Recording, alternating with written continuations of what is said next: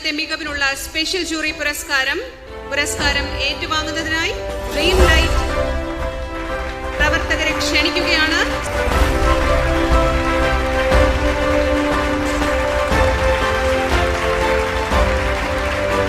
Award നൽകുന്നു നമ്മുടെ പ്രിയപ്പെട്ട സൗവർണിക.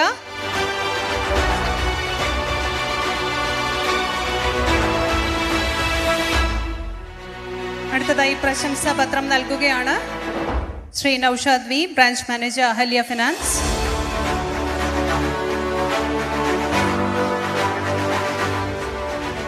ക്യാഷ് അവാർഡ് നൽകുന്നു ശ്രീ രജനീഷ്.